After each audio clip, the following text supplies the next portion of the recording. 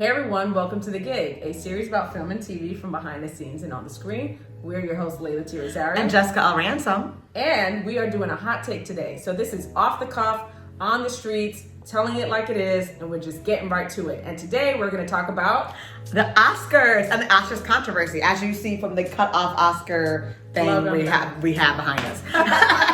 We try to make it fancy, but listen, it's either slimming our waistlines and giving you a good angle, okay? Or showing this behind us. So we rather go with ourselves. Exactly. And since it's a hot take, we're just having fun with this. So you're lucky we did that. Okay, you're lucky this happened. All right, so let's get started with all the Oscar controversy that's happening this year with the Oscars are so male and also Oscars are so white. Mm-hmm. The first thing, let's talk about Oscars are so male. How were there no women nominated for Best Director? This is crazy.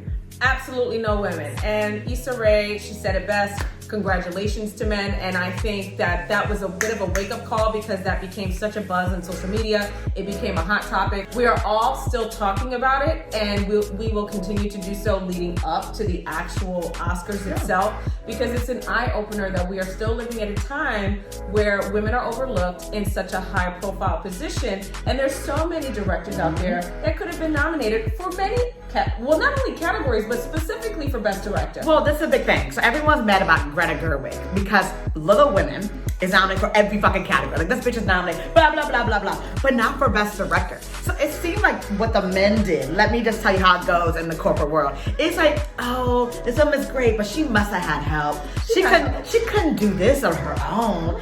So we'll nominate her for Best Costume. Right. We'll nominate her film for everything else, but not give her the directing because as a woman, as a little woman, she couldn't have possibly have done this film on her own. And that's what I think what happened here. Because that film is nominated for like almost every Oscar except for that. And that to me was a direct snub. Kind of dirty snub. It's a dirty snub. It still continues to be a bit of the boys club where it's like you're not fit enough to be down with the cool gang, and we're going to still continue to be in these positions where we are not going to honestly highlight, celebrate a female coming in and doing a phenomenal job. So a lot of people, the whole world is talking about this and calling out the Oscars because why? We were talking about this off camera. Yeah. You said it best. It's because the Oscars, y'all ain't relevant. No. You're not keeping the pulse into what the culture is today. You're not understanding trends. You're not understanding what is important to the community right now across the board. And honestly, like, we need to see you do better. You're not going to get extra credit for doing basic shit. And the thing is, it's all about also about a lack of diversity in general. Like, you know, like J-Lo was nominated for Hustlers, Aquafina for The Farewell. Farewell was amazing. And she wasn't nominated. But yet, you know, we'll have like Scarlett Johansson nominated twice. I mean, you know, Eddie Murphy for Dolomite, like there's Lupita for Us. There's so many people of color that should have been nominated, but they want to have the blonde white girl, you know, in two categories. And which one? It was which ones? Well, yeah, that's also me, but also true. So I mean, it's just like a thing where like all of these categories, and yet you nominate this woman twice when you overlooked like half of like the films that really touched people this year. I was very happy at least Parasite was nominated and recognized, because if they didn't do that, I was like, damn, Academy, though, like you're really fucking up. Yeah. Parasite was an amazing film, and I'm glad that at least that was nominated for Best Picture, Best Director, and then also like I got a slew of other nominations. Yeah, I agree. And also cinematography, there aren't any female cinematographers that are nominated. It's still very much a boys club. So that's the other thing that we are looking at and saying, like, how do we, you know, continue to just raise the bar? And how you do that is that you extend the invitation for your fellow talented female director or fellow talented female cinematographer that is coming in and crushing it. And at the end of the day, whoever is sort of behind the curtain making those decisions, I would actually invite The Gig to come on and help you. Exactly. I mean, you know what? We should be consultants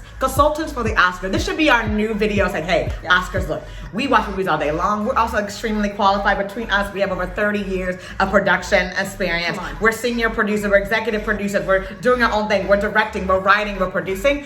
Why aren't we one of the consultants? It's okay, what films are popular? What POCs are doing their thing? What women are killing it? And I have a list a mile long of women that are slaying this in this business, that are overlooked. Also actresses actresses, like, like Afri Woodard and Clemency, like all these women are doing the thing and that no one's talking about. No one's talking about it, but again, it goes back to who is on the board, who is making these executive decisions, and I feel that these executive decisions are being made without having some sort of council that is out doing, whether it's an outreach or really tapping into the community to be able to say like, hey, we actually need to expand beyond sort of the celebrities and celebrity directors that we see continue to keep winning and winning and winning. It's like your favorite singer that, although you want them to keep winning awards, maybe it's about time that a new singer on the block gets to win. It's the same in the film industry. Give the next person the chance to be able to be highlighted and shine.